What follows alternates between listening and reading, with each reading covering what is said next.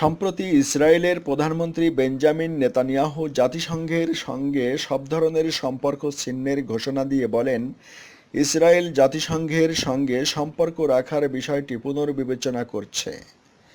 ফিলিস্তিনের পশ্চিম তীরে ইসরায়েলি বসতি স্থাপনের নিন্দা এবং এ প্রক্রিয়া বন্ধে জাতিসংঘের নিরাপত্তা পরিষদ একটি প্রস্তাব পাশ করার প্রতিক্রিয়ায় গত শনিবার নেতানিয়াহু এ হুঁশিয়ারি দিলেন।